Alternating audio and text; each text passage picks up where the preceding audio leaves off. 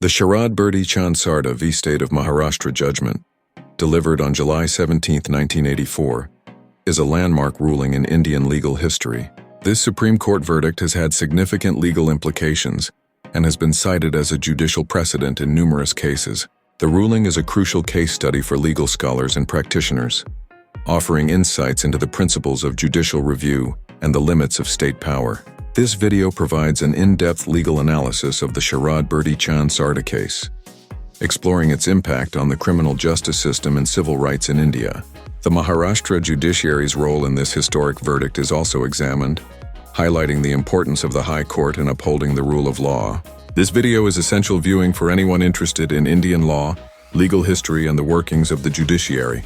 Hi, I am Advocate Dr. Saurabh Kapoor, bringing you a video on this fascinating topic like this. But before you start watching this video, I request you to kindly like, subscribe, and hit the bell icon to my YouTube channel.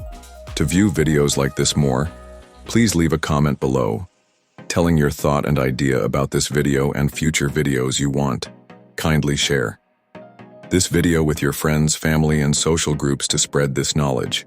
Join me as I dive deep into the mysterious events of July 17, 1984, and try to piece together the truth behind the Sharad Birdhi Chand Sarda case. The case of Sharad Birdhi Chand Sarda v. State of Maharashtra is a landmark judgment that has left an indelible mark on the Indian legal system. On the surface, it appears to be a straightforward case of murder, but as we delve deeper, we'll discover that it's much more than that. In fact, this case has had far-reaching implications for criminal law in India, and it's essential to understand the context surrounding it. In the early 1980s, India was grappling with rampant crime and corruption. The legal system was under immense pressure to deliver justice, and the police were often accused of using coercive methods to extract confessions from suspects. It was against this backdrop that the Sharad Birdhi Chand Sarda case emerged, a case that would challenge the very fabric of our criminal justice system. As we explore this case, we'll see how it exposes the dark underbelly of police brutality and the importance of protecting the rights of the accused. With its intricate web of twists and turns, this case is a gripping whodunit that will keep you on the edge of your seat. The central legal issue presented in this case was the admissibility of a confessional statement made by the accused while in police custody. The prosecution argued that the statement was voluntary, while the defense claimed it was extracted through torture and coercion. This issue was critical, as it would determine the fate of the accused and have far-reaching implications for the administration of justice in India. At the heart of this controversy was the question of whether the police had indeed used coercive methods to extract the confession. The prosecution produced several witnesses who testified that the accused had made the statement voluntarily, but the defense countered with evidence of police brutality and mishandling. The court was faced with a daunting task: to separate fact from fiction and determine the truth behind the confession. The legal principles at stake in this case were nothing short of monumental. The court had to balance the need to protect society from crime with the need to safeguard the rights of the accused.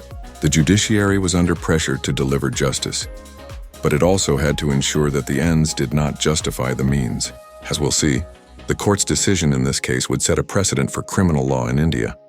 The arguments made by both sides were intense and passionate. The prosecution relied heavily on the confession, arguing that it was the key piece of evidence that linked the accused to the crime. The defense, on the other hand, contended that the confession was extracted through torture and was therefore inadmissible. The court was presented with a complex web of evidence, and it had to thread its way through the testimonies of witnesses, forensic reports, and police records. As the trial progressed, it became clear that the prosecution's case was built on shaky ground. The defense raised several doubts about the investigation, pointing out discrepancies in the police records and contradictions in the testimonies of witnesses. Meanwhile, the prosecution struggled to explain away the allegations of police brutality and coercion. One of the most critical pieces of evidence presented in this case was the confessional statement itself. The accused claimed that he had been beaten and tortured by the police, forcing him to make a false statement. The court had to scrutinize the statement carefully, examining every detail to determine its veracity.